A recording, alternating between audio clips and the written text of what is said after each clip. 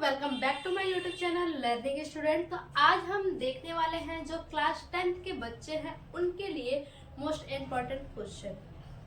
और ये क्वेश्चन है आपके साइंस से, जो कि पूरे चैप्टर से है, लघु उत्तरीय प्रश्न। जितने भी लघु उत्तरीय प्रश्न आपके बोर्ड एग्जाम में आने वाले हैं उन सभी को हम देखेंगे वन शॉट में। ठीक है, वन शॉट में उन सभी को हम देखेंगे जो क्लास 10th के बच्चे हैं वो ध्यान से देखेंगे और सेशन के अंत तक बने रहेंगे, कॉपी पेन साथ में लेकर के बैठेंगे। ठीक है, तो देखिए पहला क्वेश्चन क्या है, दर्पण की फोकस दूरी।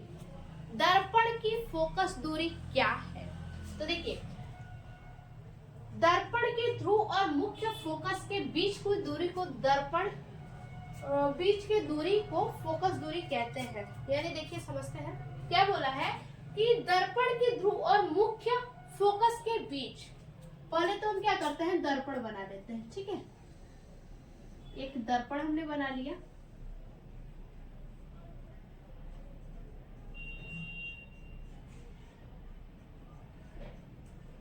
ये हमारा क्या हो गया, दर्पण हो गया। ठीक है, और ये ध्रुव हमने P रख लिया और यहाँ पे जो है F, और इसके बीच की दूरी को क्या लेंगे हम, बीच की दूरी को फोकस दूरी। ठीक है, इसके बीच की दूरी को हमने क्या ले लिया, फोकस दूरी ले लिया। अब देखिए क्या है, दर्पण के ध्रुव और मुख्य फोकस के बीच, एक तो दर्पण का ध्रुव P है और मुख्य फोकस क्या है, F है। दर्पण का ध्रुव और मुख्य फोकस के बीच की दूरी को क्या कहते हैं, बीच की दूरी को फोकस दूरी कहते हैं। ठीक है, बीच की दूरी को फोकस दूरी कहते हैं।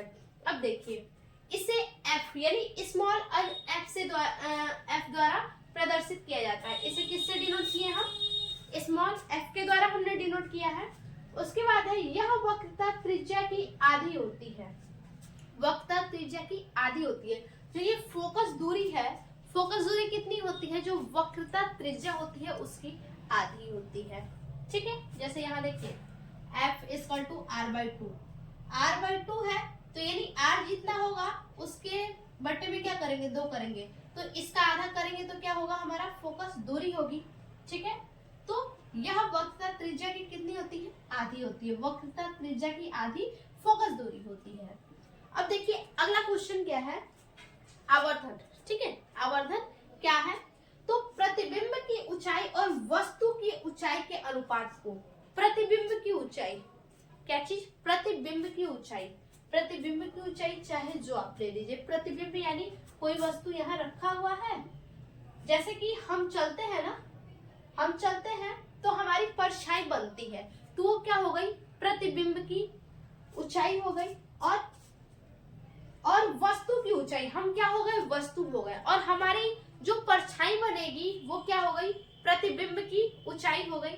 हम हो गए वस्तु और हमारी जो छवि बनेगी, जो परछाई बनेगी वो क्या होगी, वो हो जाएगी प्रतिबिंब। ठीक है, तो प्रतिबिंब की ऊंचाई यानी जो छवि बन रही है वो, और वस्तु की ऊंचाई और हम, ठीक है, हम और हमारी जो छवि बन रही है वो दोनों, इनके अनुपात को क्या कहते हैं, इनके अनुपात को जो है आवर्धन कहते हैं। और आवर्धन को हम m से डिनोट करते हैं, आवर्धन को हम m से डिनोट करते हैं। याद रखिएगा कि जैसे हम हुए और हमारी जो छवि बन रही है, इन दोनों के अनुपात को आवर्धन कहते हैं। आवर्धन को हम m से डिनोट करते हैं। यह बताता है कि, क्या बताता है ये बताता है कि प्रतिबिंब की, यह बताता है कि प्रतिबिंब वस्तु से कितना छोटा या बड़ा है। ये क्या बताता है कि जो प्रतिबिंब है वो वस्तु से कितना गुना बड़ा है या फिर छोटा है।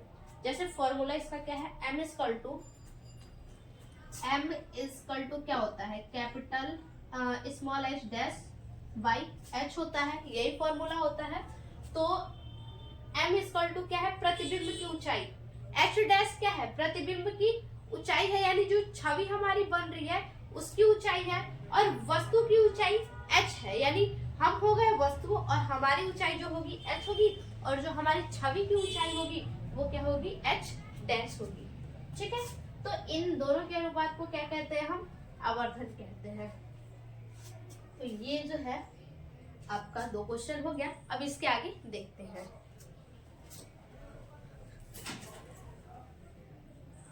अगला क्वेश्चन है ओम का नियम, ठीक है। और ये ओम का नियम मोस्ट इम्पोर्टेंट है, वेरी वेरी इंपॉर्टेंट है। जितना इम्पोर्टेंट आपको लगाना है लगा लीजिए, मोस्ट इम्पोर्टेंट ये क्वेश्चन है।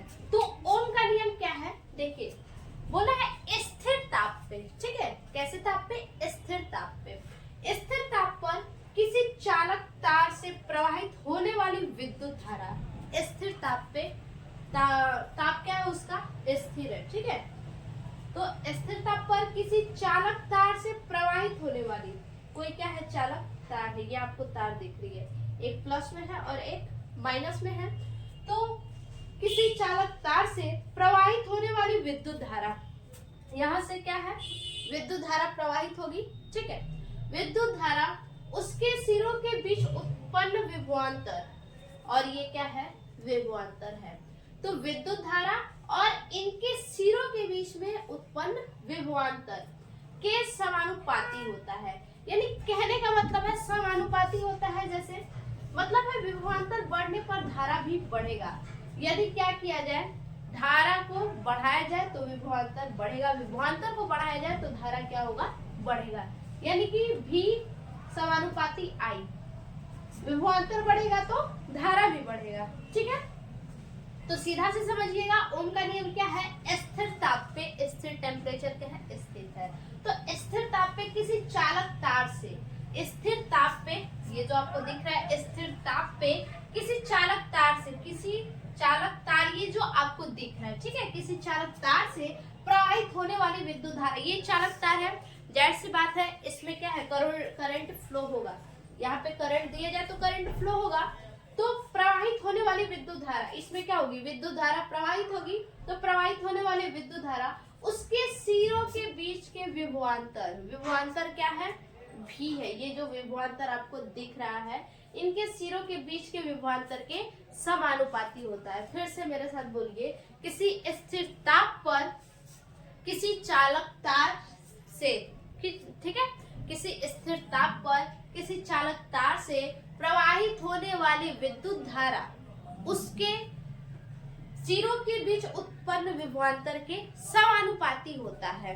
किसके सिरों के बीच उत्पन्न विभवांतर के, तो विद्युत धारा जो प्रवाहित हो रही है उसके सिरों के बीच, विद्युत धारा यहाँ से प्रवाहित होगी, इनके सिरों के बीच उत्पन्न विभवांतर, ये जो विभवांतर उत्पन्न हो रहा है, इनके सिरों के बीच उत्पन्न जो विभवांतर है वो क्या होता है, उत्पन्न विभवांतर जो है वो समानुपाती होता है। यानी अगर विभवांतर को बढ़ाया जाए तो धारा भी क्या होगी, बढ़ेगी। V समानुपाते I, मतलब विभवांतर बढ़ने पर धारा भी बढ़ेगा। V समानुपाते I, यानी समानुपाती का क्या मतलब है कि समान रहेंगे। समानुपाती का मतलब है समान रहेंगे। I और V क्या होंगे, समान रहेंगे। V समानुपाती I, जहां R क्या होते हैं, प्रतिरोध होते हैं, प्रतिरोध R होते हैं। V इक्वल टू I गुणे R, ये क्या है, फॉर्मूला है विभवांतर निकालने का, फॉर्मूला है V इक्वल टू I गुणे R, जहाँ पे R क्या होता है, प्रतिरोध होता है R। और ये फिगर आपको जो है बनाना होगा। और इस फिगर में देखिए यहाँ पे क्या है, यहाँ पे विद्युत धारा प्रवाहित होगी यहाँ से, और ये क्या है, विभवांतर है। और ये जो A आपको दिख रहा है ये क्या है, अमीटर है, और यहाँ R ये प्रतिरोध है, ठीक है। तो आपको बोर्ड में जो है मोस्ट इम्पोर्टेंट है ये, इसको आप जरूर से नोट कर लीजिए। बिल्कुल ऐसे ही आपको लिखने होंगे और फिगर आपको ऐसे ही बनाने हैं, इसको आप नोट कर लीजिए। फिर इसके आगे हम अगला क्वेश्चन देखते हैं। अगला क्वेश्चन है 4 नंबर, विद्युत धारा का एसआई मात्रक। हाँ, विद्युत धारा का एसआई मात्रक क्या होता है, तो देखिए विद्युत धारा का एसआई मात्रक जो है एम्पियर होता है, और इसे ए से डिनोट करते हैं। किससे डिनोट करते हैं, ए से, इसे ए से जो है प्रदर्शित करते हैं, ए, ठीक है। विद्युत धारा को आई से डिनोट करते हैं, और विद्युत धारा का एसआई मात्रक जो है एम्पियर, एमीटर नहीं एम्पियर होता है, एमीटर यहाँ पे लिखा गया है, यहाँ पे एम्पियर होगा, एम्पियर, विद्युत धारा का एसआई मात्रक एम्पियर होता है, ठीक है। अब देखिए 1 एम्पियर बराबर 1 कूलम प्रति 1 सेकंड, यानी 1 एम्पियर का अर्थ है कि 1 एम्पियर में जो है 1 एम्पियर का अर्थ है 1 कूलम में 1 सेकंड। ठीक है, 1 कूलम में 1 कूलम जो है 1 सेकंड में प्रवाहित होता है। 1 कूलम 1 सेकंड में क्या होता है, प्रवाहित होता है। तो क्या होगा, एम्पियर। विद्युत धारा का SI मात्रक एम्पियर होता है और एम्पियर का अर्थ है कि 1 कूलम जो है 1 सेकंड में प्रवाहित होता है। ठीक है, अब देखिए विद्युत शक्ति। विद्युत शक्ति क्या होता है, विद्युत शक्ति यानी पावर, P से डिनोट करते हैं, पावर P से क्या है, पावर को डिनोट करते हैं, यानी शक्ति।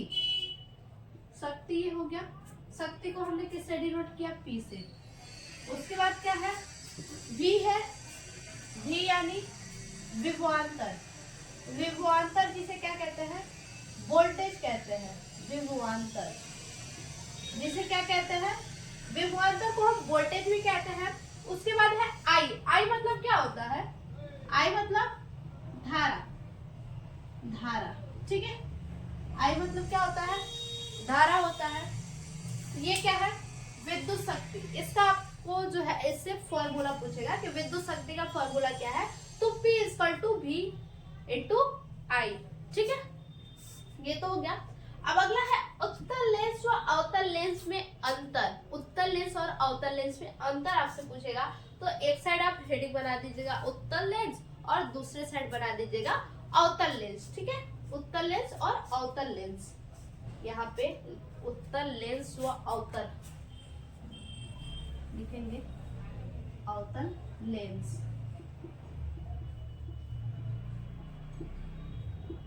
अंतर। अब क्या है यहाँ पे, उत्तल लेंस का आकार कैसा होता है, देखिए उत्तल लेंस का आकार जो है बीच में मोटा होता है। बीच में कैसा होता है, मोटा होता है, और किनारों पर कैसा होता है, बिल्कुल पतला, इस तरह से। ठीक है, इस तरह से बिल्कुल होता है, बीच में मोटा और किनारों पर पतला, यानी ऊपर और नीचे क्या होता है, बिल्कुल पतला होता है। जैसे देखिए इसका फिगर इस प्रकार से होता है।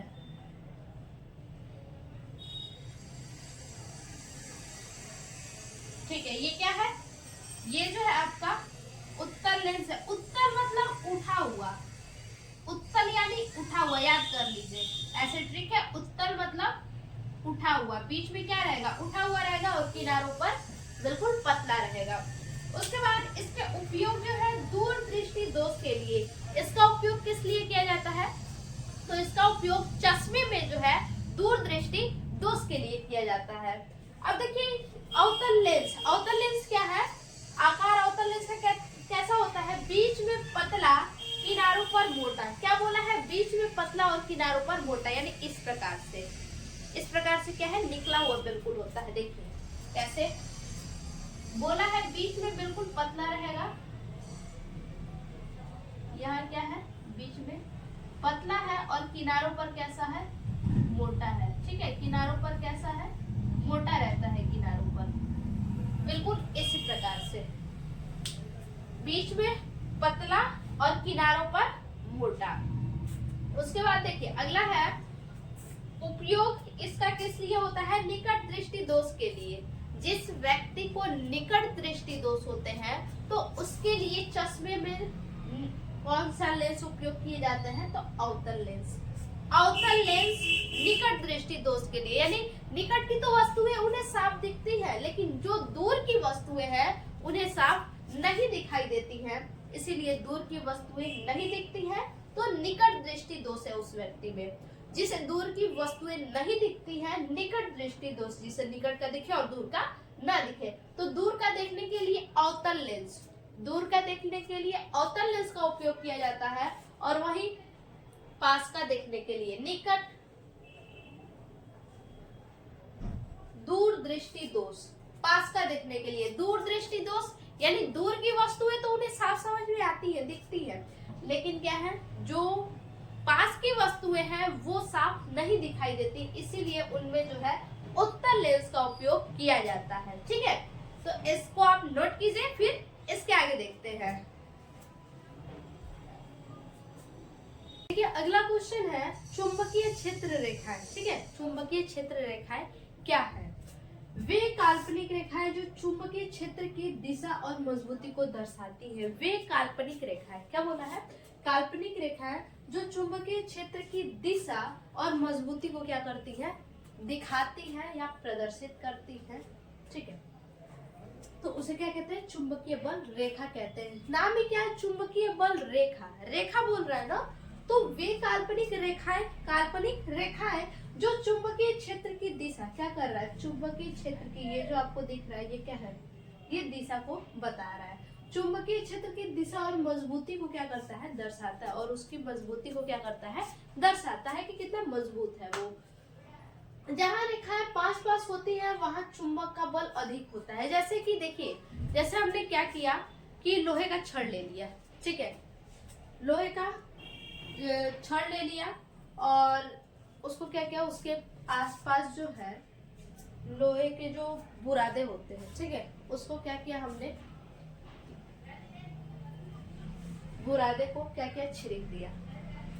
एक छड़ लिया, उसके चारों तरफ हमने क्या किया, चुंबक के बुरादे को छिड़क दिया। अब वहां क्या होता है कि जहां रेखाएं पास होती हैं, जहां वो चुंबक का जो बुरादा है वो छड़ के जहां पे पास में होगा, छड़ के पास में जहां पे पाएगा वो चुंबक का बुरादा, वहां चुंबक का बल अधिक होता है। तो वहां चुंबक क्या करेगा, उस छड़ से सट जाएगा। जैसे यहाँ पे क्या है, हमने एक छड़ रखा है और यहीं पे पास में हमने क्या रखा है, चुंबक का बुरादा रखा है। तो पास में जब पाएगा तो जाहिर सी बात है चुंबक छड़ को क्या करेगा, पकड़ लेगा। तो वही यहाँ पे है कि जहाँ रेखाएं पास होती है, यहाँ यानी कि जहाँ पास बुरादे छड़ के होंगे वहां चुंबक का बल अधिक होता है। वहां जो बुरादे हैं वो क्या करेंगे, जो छड़ होते हैं उनसे सट जाएंगे, क्योंकि वहां बल क्या होता है, अधिक होता है। उसके बाद ये एक बंद लूप में बनाती है। और ये कहाँ बनाती है, ये जो है एक बंद लूप में ये रेखाएं बनाती है। ये रेखाएं कहाँ बनाती है, बंद लूप में बनाती है।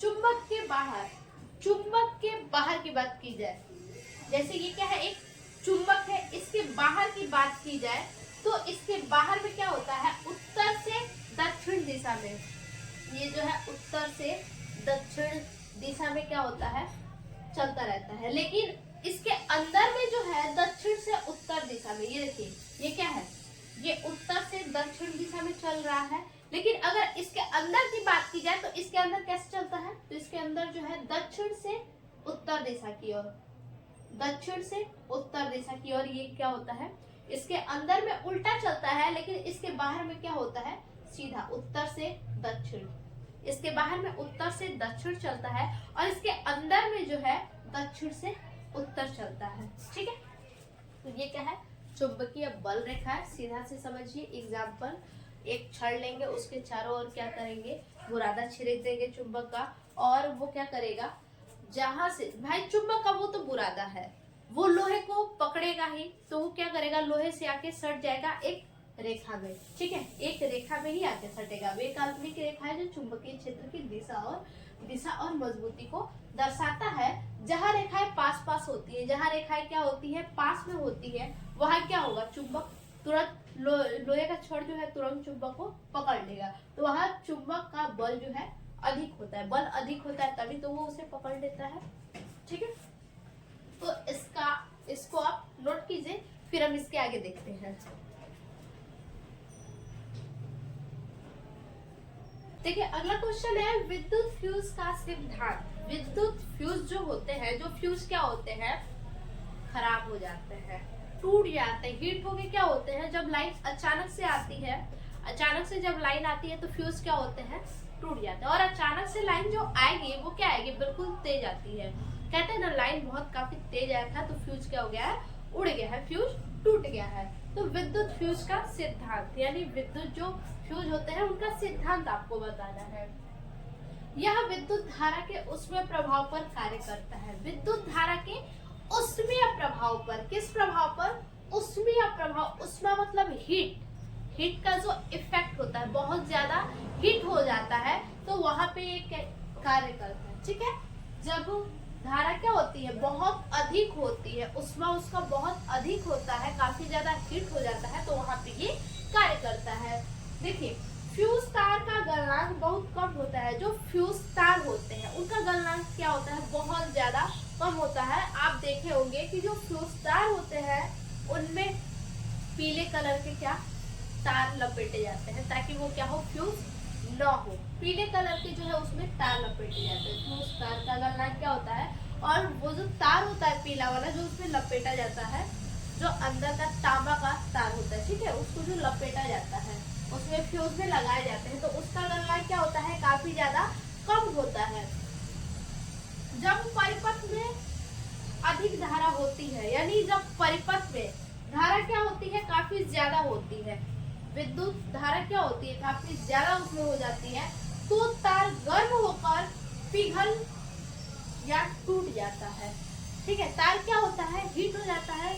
जब काफी ज्यादा तेजी से अगर लाइट आएगी, बिजली काफी ज्यादा तेज आएगा, तो फ्यूज क्या होता है, बिल्कुल हीट हो जाता है, क्योंकि एक तो उसका गलनांक क्या होता है, कम हो जाता है, कम होता है उसका गलनांक, तो अचानक से जब लाइन आएगी तो वो क्या होता है, हीट हो जाता है और तार गर्म होकर पिघल या फिर टूट जाता है। या तो वो पिघल जाएगा तार, या फिर वो बीच में से क्या होगा, टूट जाएगा। ठीक है, परिणाम क्या होता है, घर के उपकरण जैसे पंखा हुए, टीवी हुए, ये सब क्या होता है, जलने से बच सकता है। देखिए जैसे आप फ्यूज नहीं लगाएंगे तो क्या होगा, फ्यूज नहीं लगाएंगे, अचानक से लाइट आता है काफी ज्यादा तेज, तो आप कहीं सुनेंगे अरे इतना तेज लाइट आया ना कि पंखा जल गया, टीवी जल गया, ऐसा कुछ आप सुनते होंगे। तो फ्यूज तार क्यों लगाए जाते हैं, क्योंकि आपके जो पंखे होते हैं, टीवी होते हैं, ये सब क्या हो, जले ना। फ्यूज तार क्या करता है, पंखा, टीवी ये सब जलने से बचाता है। लाइट वगैरह देखते हैं आप, फ्यूज हो जाते हैं काफी जल्दी, तो ये सब क्या होते हैं, खराब होने से बचाते हैं फ्यूज तार। ठीक है, जैसे देखिए ये क्या है, एक तार है, इसमें क्या है, करंट फ्लो किया गया, काफी ज्यादा हाई करंट फ्लो हुआ इसमें, ठीक है, अचानक से, तो यहाँ पे क्या हुआ, तार तुरंत फ्यूज होके क्या होता है, वो टूट जाता है या तो पिघल जाता है। तो यही आपका क्या है, फ्यूज तार का सिद्धांत है कि फ्यूज तार क्या करता है, आपके जो घर के उपकरण होते हैं, फ्रिज, कूलर, टीवी, पंखा, जो कुछ भी, वो क्या करता है, जलने से बचाता है फ्यूज तार। तो इसको आप नोट कीजिए। इसके आगे हम अगला क्वेश्चन देखते हैं। अगला क्वेश्चन है संतुलित रासायनिक समीकरण। ठीक है, समीकरण को क्या करना है, आपको संतुलित करना है। वैसा समीकरण जिसमें तीर के दोनों ओर अभिकारक और उत्पाद, तीर है, तीर के दोनों ओर क्या है, एक तरफ अभिकारक है और दूसरी तरफ उत्पाद है।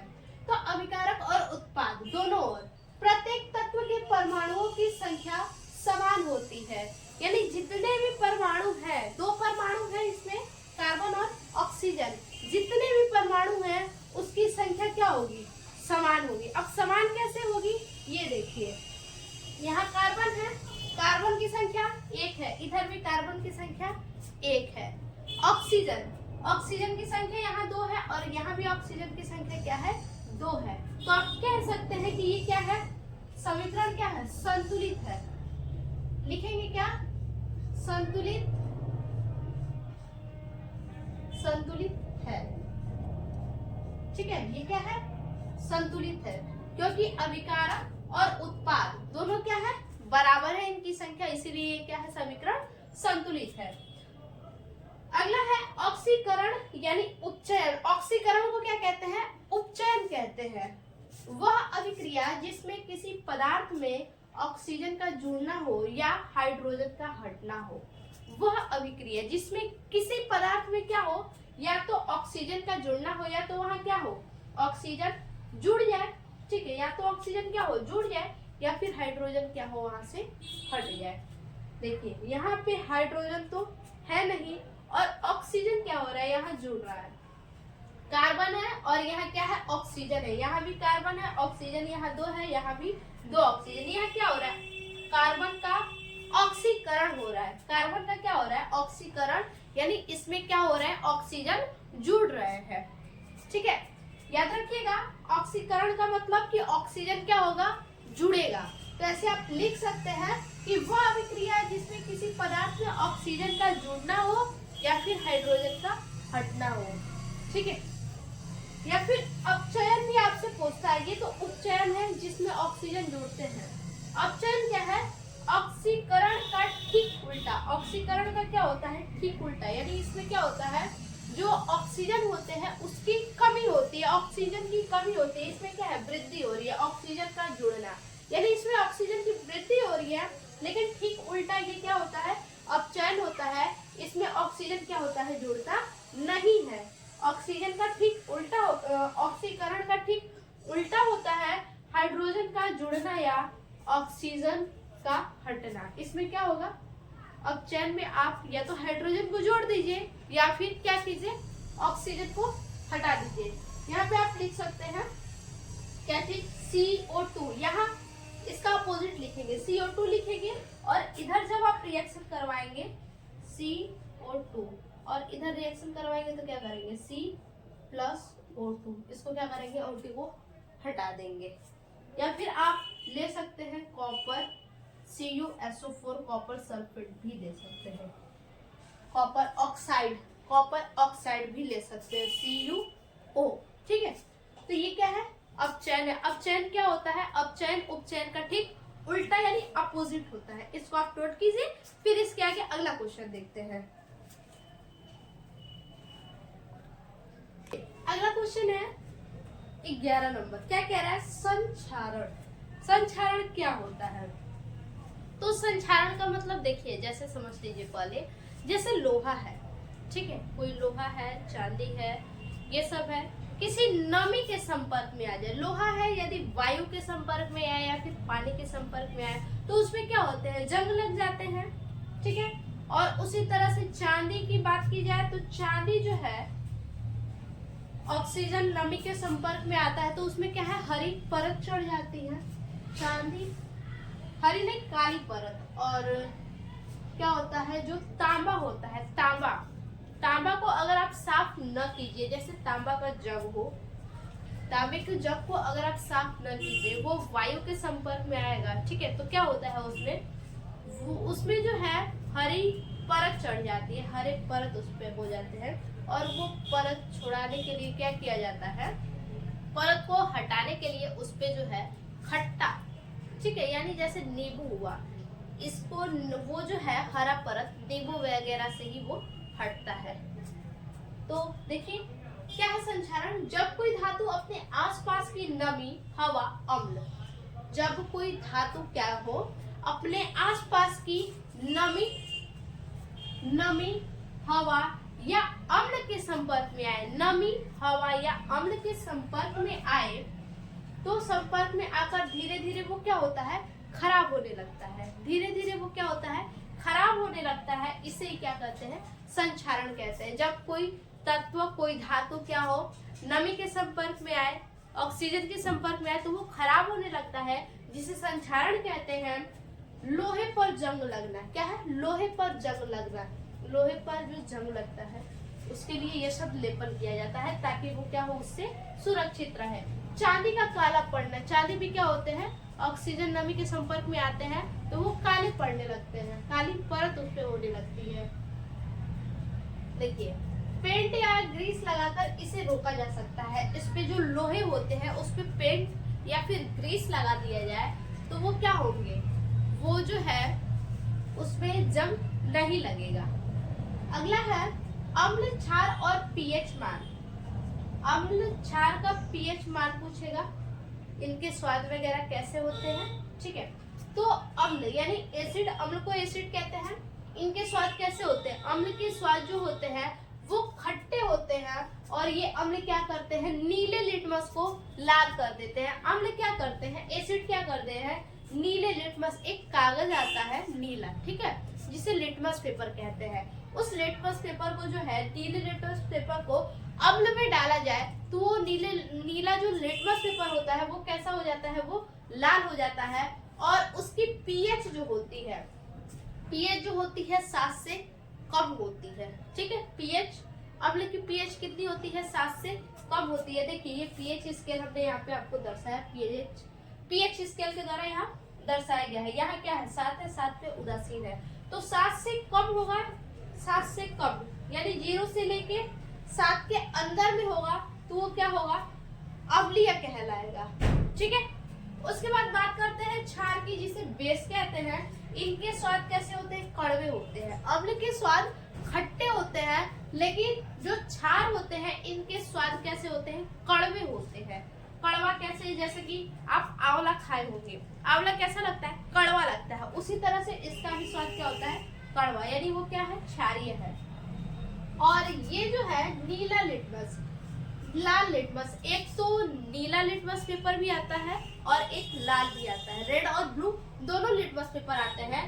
नीले लिटमस पेपर को अम्ल में डाला जाए तो वो क्या हो जाते हैं, लाल हो जाते हैं, लेकिन वही लाल लिटमस पेपर को क्या किया जाए, क्षार में डाला जाए तो वो क्या होता है, नीला हो जाता है। और जो क्षार होता है उसका पीएच क्या होता है, 7 से अधिक होता है। क्षार का पीएच कितना होता है, 7 से अधिक होता है। देखिए 7 से पीछे आएंगे तो 8, 9, 10, 11, 12, 13, 14 तक क्या होते हैं, क्षारीय होते हैं। पीएच मान क्षार का कितना होता है, तो 7 से 14 के बीच में होता है। ठीक है, 7 से अधिक होता है, 7 से अधिक होता है और 14 होता है इसका पीएच। उसके बाद क्या है, साल्ट, जिसे लवण कहते हैं। ये जो है उदासीन होता है। इसका स्वाद की बात करें तो कोई स्वाद ही नहीं होता है इसका, ये बिल्कुल उदासीन होता है, ना खट्टा होता है, ना मीठा होता है, ना कड़वा होता है, कुछ भी नहीं, इसका कोई स्वाद ही नहीं होता है। तो ये क्या होता है, उदासीन। और इसका पीएच कितना होता है, 7 होता है, 7, न 7 से एक कम, ना ही 7 से एक बेसी, बिल्कुल 7। ये क्या होता है, इसका पीएच 7 होता है। जैसे एग्जाम्पल है शुद्ध जल, शुद्ध जल उदासीन होता है। ठीक है, शुद्ध जल कैसा होता है, उदासीन होता है, तो उसका पीएच 7 होता है। तो ये आपका पीएच स्केल है। तो ये हो गया अम्ल, क्षार और लवण और उनकी पीएच मान। इसको आप नोट कीजिए, इसके आगे देखते हैं। अगला क्वेश्चन है साबुन व डिटर्जेंट में अंतर। साबुन और डिटर्जेंट, डिटर्जेंट मतलब क्या होता है, अपमार्जक होता है। ठीक है, जिसे सरफ कहते हैं, अपमार्जक कहते हैं। तो साबुन व डिटर्जेंट में क्या अंतर है, देखिए, यह केवल मृदु जल में ही सफाई करता है। जो साबुन होता है वो मृदु जल में ही क्या करता है, सफाई देता है, खारे पानी में झाग नहीं देता। अगर खारे पानी में साबुन का यूज खारे पानी में किया जाए तो वो झाग नहीं देगा। ठीक है, साबुन क्या है, यह केवल मृदु जल में सफाई देता है। साबुन क्या करता है, मृदु जल में सफाई देता है। ठीक है, मृदु जल में ही सफाई करता है और खारे पानी में झाग ये नहीं देता है। खारे पानी में साबुन झाग नहीं देता है। बात करते हैं डिटर्जेंट यानी अपमार्जक की, तो यह खारे पानी और मृदु जल दोनों में झाग देता है। जो डिटर्जेंट पाउडर होते हैं जिससे कपड़ा उपड़ा आप साफ करते हैं, जिसे सरफ कहते हैं। ठीक है, तो सरफ क्या करता है, डिटर्जेंट खारे पानी, खारा पानी हो या फिर मृदु पानी हो, खारा पानी हो या फिर मृदु पानी हो, ये दोनों में क्या करता है, झाग देता है। सफाई में साबुन से बेहतर है, और जो डिटर्जेंट होते हैं साबुन से बेहतर होते हैं सफाई में। कौन, डिटर्जेंट। डिटर्जेंट क्या होता है, ये साबुन के अपेक्षा ज्यादा ये सफाई करते हैं। ठीक है, ये मृदु और खारे पानी में और मृदु जल में दोनों में झाग देते हैं डिटर्जेंट, और सफाई में भी क्या करते हैं, साबुन से बेहतर होते हैं।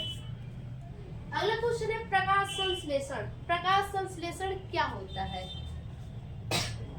प्रकाश संश्लेषण यानी हरे पौधे सूर्य के प्रकाश, हरे पौधे जो हैं वो सूर्य के प्रकाश, क्लोरोफिल, जल और CO2 की मदद से अपना भोजन बनाते हैं। इसे ही हम क्या कहते हैं, प्रकाश संश्लेषण कहते हैं। प्रकाश संश्लेषण का मतलब हरे पौधे जो अपना भोजन जिस तरह से बनाते हैं उसे ही हम कहते हैं प्रकाश संश्लेषण। प्रकाश संश्लेषण क्या है, हरे पौधे अपना भोजन सूर्य के प्रकाश, क्लोरोफिल, जल और CO2 की मदद से बनाते हैं।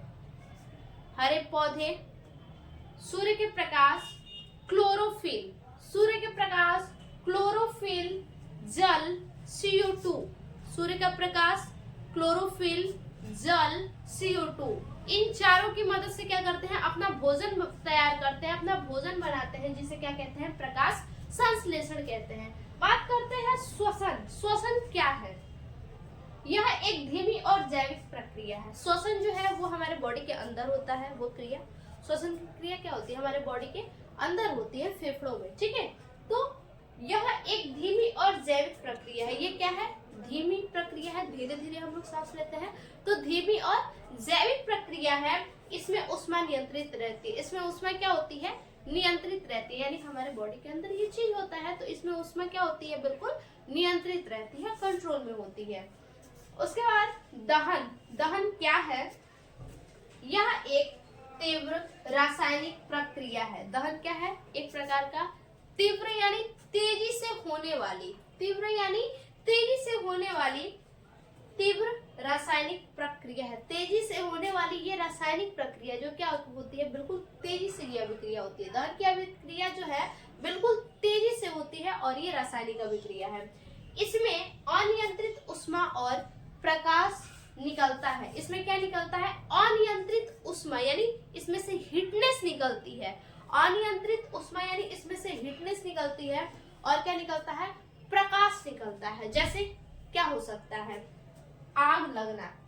जब आग लगता है तो एक तो उसमें से ऊष्मा निकलती है, हीटनेस निकलती है, ऊष्मा, और क्या? प्रकाश। वो प्रकाश भी देता है, तो क्या हो जाएगा? आग होगा, ठीक है। तो दहन क्या है? यह एक तीव्र रासायनिक अभिक्रिया है। ये एक तीव्र रासायनिक अभिक्रिया है। इसमें अनियंत्रित ऊष्मा यानी उसका कोई नियंत्रण होगा ही नहीं, अनियंत्रित, बहुत ज्यादा हीटनेस, कम ज्यादा कुछ भी हो सकता है, उसका कोई नियंत्रण है ही नहीं, तो ऊष्मा और प्रकाश निकलता है, उसे क्या कहते हैं? दहन कहते हैं। जैसे आग हो गया, वो तो हीट करता ही है, साथ ही साथ क्या करता है? प्रकाश भी देता है। इसका आप स्क्रीनशॉट लीजिए, इसके आगे देखते हैं।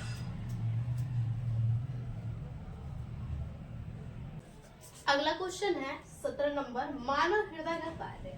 मानव हृदय क्या कार्य करता है, उनके कार्य क्या है, ठीक है। तो मानव हृदय क्या करता है, आप जानते होंगे, अशुद्ध ब्लड को शुद्ध करता है, अशुद्ध रक्त को क्या करता है? शुद्ध करता है। तो देखिए, यह एक पंपिंग यंत्र है। कैसा यंत्र है? पंपिंग यंत्र है। ब्लड को क्या करता है? लेता है और ट्रांसफर करता है शुद्ध करके, ठीक है। तो शुद्ध रक्त O2 वाला, शुद्ध रक्त जिसमें ऑक्सीजन मिल जाते हैं, वो क्या है? शुद्ध रक्त है। तो शुद्ध रक्त यानी O2 वाला, ऑक्सीजन वाला, पूरे शरीर के अंगों तक पहुंचाना। हृदय का क्या कार्य है कि जो शुद्ध ब्लड है वो पूरे बॉडी में क्या करना? पहुंचाना। अशुद्ध रक्त जिसमें CO2 यानी कार्बन डाइऑक्साइड होते हैं, अशुद्ध रक्त CO2 वाला, शरीर में वापस फेफड़ों तक भेजना।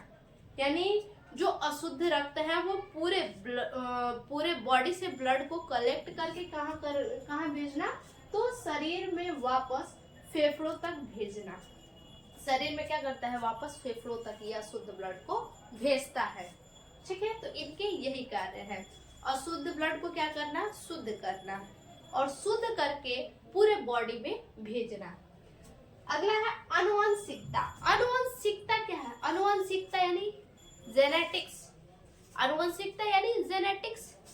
माता पिता के शारीरिक और मानसिक गुणों का पीढ़ी दर पीढ़ी संतानों में पहुंचना। जैसे हमारे माता पिता हैं, ठीक है, या फिर आप अपने ही ले लीजिए। जैसे माता पिता है, तो माता पिता के आंख क्या है? छोटे छोटे हैं, तो बच्चों के भी आंख क्या होंगे? छोटे छोटे ही होंगे, बड़े तो हो नहीं जाएंगे। नाक लंबे है तो बच्चे के भी नाक लंबे होंगे, ठीक है। अगर आंख जो है नीली है, आंख नीले हैं, तो बच्चों के भी आंख क्या होंगे? नीले ही होंगे। ये क्या है? आनुवंशिकता है। जैसे नाक और आंख का मिलना, नाक उनके क्या होंगे? सेम मिलेंगे, आंख भी क्या होंगे? सेम मिलेंगे। जैसे चाइनीज लोगों को आप देखते होंगे, जो चीन के लोग होते हैं, उनके आंख क्या होते हैं? बिल्कुल छोटे छोटे गोल गोल होते हैं। सारे वहाँ के जितने भी सब चाइनीज हैं, उनके सभी के वैसे ही हैं, क्योंकि उनकी वो आनुवंशिकता है, इसलिए वैसे हैं। तो आनुवंशिकता मतलब क्या है कि माता पिता के शारीरिक और मानसिक, माता पिता से जो है, जो उनके शारीरिक और मानसिक गुण है, वो पीढ़ी दर पीढ़ी उनके संतानों में क्या होना? पहुंचना ही आनुवंशिकता कहलाता है। नाक और आंख का मिलना। तो ये जो है अति लघु उत्तरीय प्रश्न पूरे हुए। फिर से मिलेंगे एक और नए टॉपिक में नए वीडियो के साथ, तब तक के लिए धन्यवाद।